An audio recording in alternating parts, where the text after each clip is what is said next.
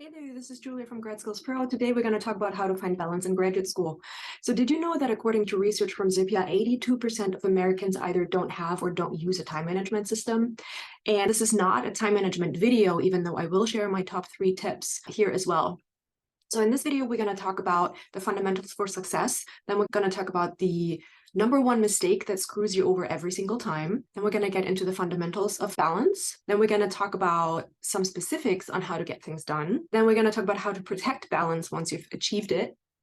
Then what to do when you get off balance. And then the best for last, how to become vastly more productive. So first, let's talk about the fundamentals for success. And that is basically, you have to know your goals. You have to know where you're going. If you don't know where you're going, then how do you know when you're going to get there? So you need to figure out what your goals are.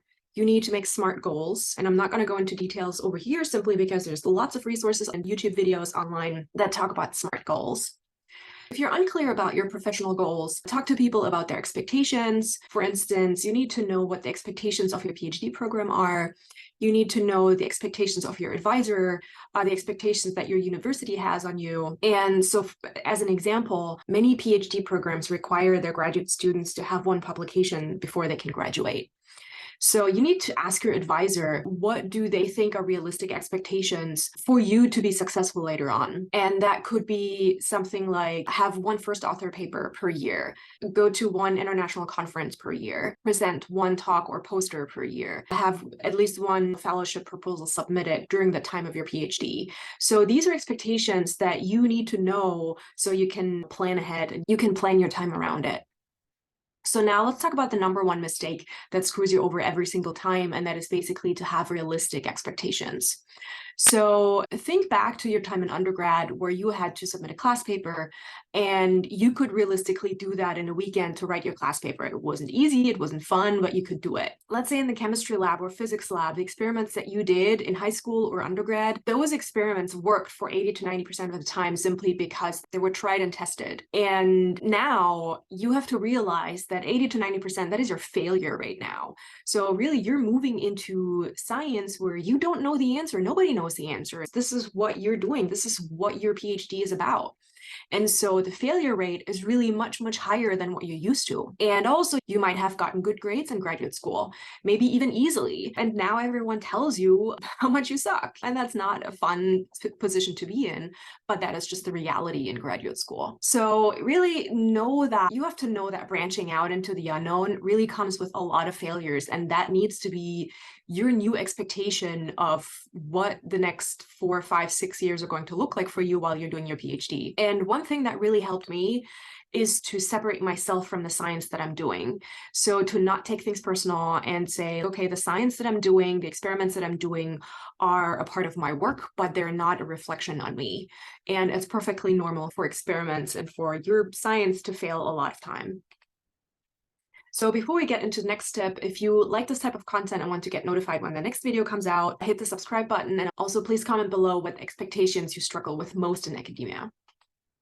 So now let's talk about the fundamentals of success, and that is know your time pillars. So what are time pillars, really? Time pillars are the major things in your life that you need to spend time on.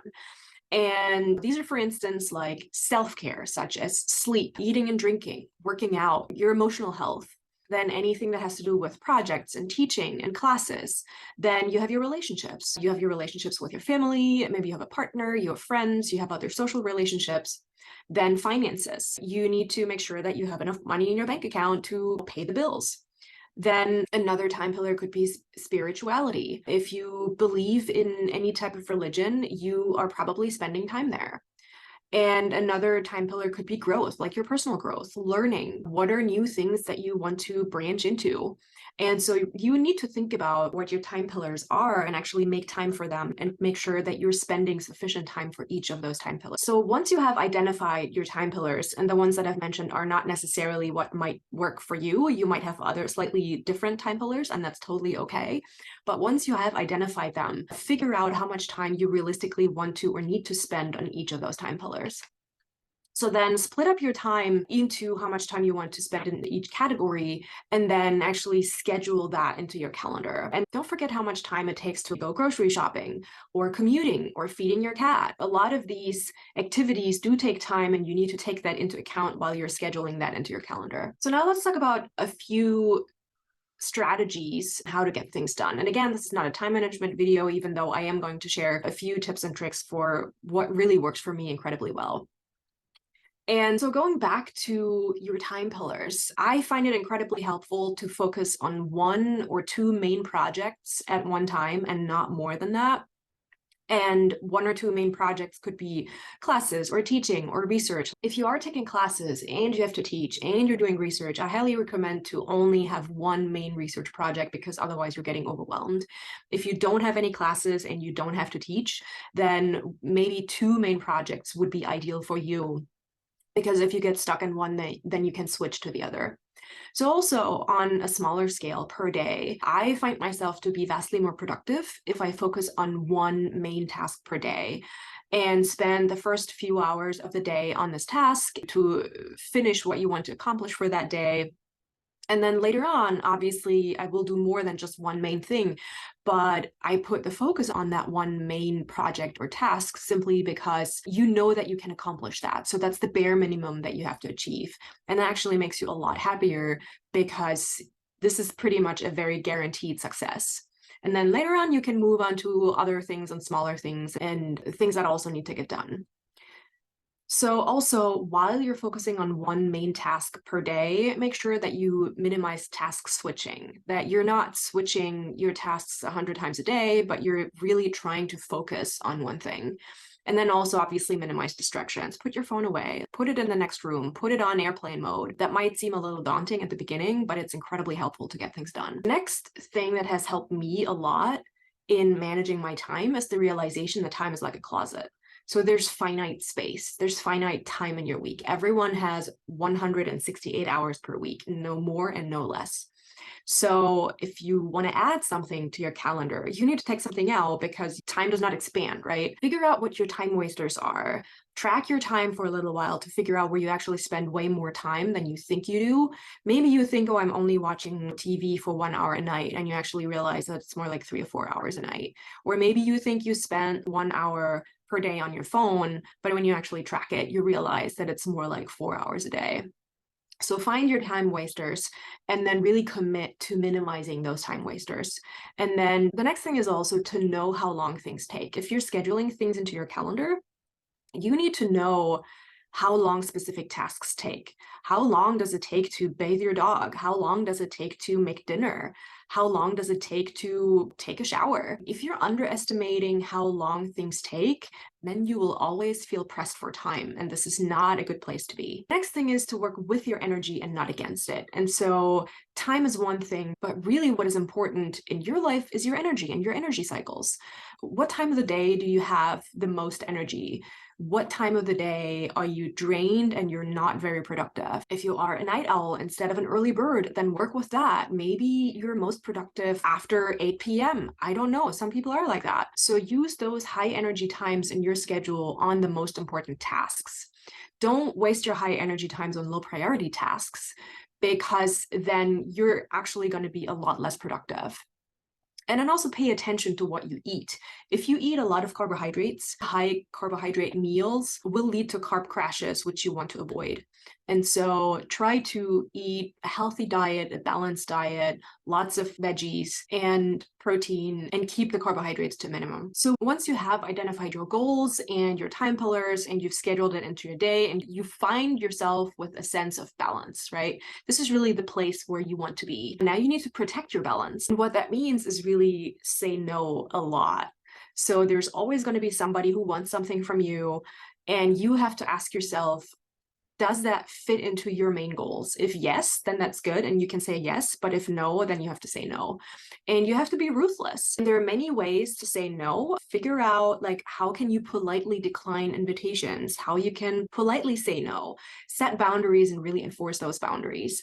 And that will make you a lot happier in the long run. So really, know your goals, and everything else that falls outside of this should really be a no in your schedule. So let's talk about what to do when you get off balance, right? You need to pay attention to what your triggers are. First of all, you need to know yourself very well. What are your triggers to get off balance? Could it be that you're working too much? Or do you start binge eating?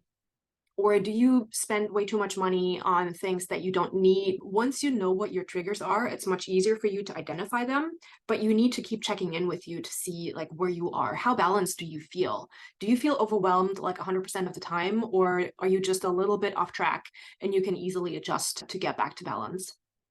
So also your friend network. You need a friend network, and especially in graduate school, having friends and having a social network are super important. And they're probably more important than in many other stages in your life. Talk to your friends on a regular basis, tell them what you're struggling with, and find an accountability partner to say, okay, I want to go to the gym 3 times a week, and let's check in. Send a text message when you go to the gym, or check in with each other. So, talk to your friends, be vulnerable, learn from each other, and support each other. And that is really important in graduate school. And honestly, most of the time in graduate school, you will make friends for life. And I have made amazing friends in graduate school, and many of them are still my friends to this day. So now, saving the best for last. So how to become vastly more productive. So that's what we're going to talk about now. And this is more of a project management tip. And honestly, it's not just a tip. Like, I use this all the time, and it makes me so much more productive. So do you know the phrase measure 3 times and cut once? So when I was in grad school, I had 2 advisors, and I was super stressed. I always had stuff to do. Everyone was expecting something from me. And I really went from experiment to experiment without even necessarily thinking too much about it. It was like, oh, this doesn't work, so I have to do the next experiment. Oh, this doesn't work, I have to do the next experiment. And so there's always just one more thing to try. But the problem was it wasn't very efficient or productive. And I always felt like I was out of control and I was in a hamster wheel. So what I've realized, what actually would have been a lot more productive, is to allow myself the space and time to sit and think, and actually think through things, right? So plan ahead, make a brain dump, and then pick the experiments that you think make the most sense and have the highest rate of success. Write down a detailed plan into the methods section. So imagine at the beginning of a project, like not at the end when you've done all of your experiments, but at the beginning of a project, imagine what your paper that you want to publish could look like, and write the method section at this stage. You will find a lot more inconsistencies. You will find things that don't make sense. You might have to do some work and dig into the literature to see what's been done before and what are good data sets to use and the big questions that need to be answered. But when you do this, what you will find is that your experiments become a lot more consistent. You will not have to do many iterations of things anymore, simply because you have a very thought out plan. And obviously you need to take into account what you will do when certain experiments don't work out, but you can think of that ahead of time and not become reactive. And that is really much more strategic thinking instead of reactive thinking, but it makes you a lot more productive in the long run. So now when you've written your methods section, this essentially now becomes your to-do list. And you really see inconsistencies, you see the bigger picture, you don't get lost in details. And if you do this right, this tip alone can really save you 50 to 70% of your time in graduate school. So once you have identified what experiments you need to do, spend the time and do those experiments well. Don't cut corners, pay attention, don't get distracted. Make sure that you're doing things well and not that they don't work out simply because you didn't pay enough attention. So now, if you are trying to find balance, I also share a graduate student survival guide in the description below, which contains a lot more information as well. And I'm also sharing a paper writing guide below. Thank you so much for watching. And in my next video, I will be sharing more tips and tricks on how to survive in graduate school.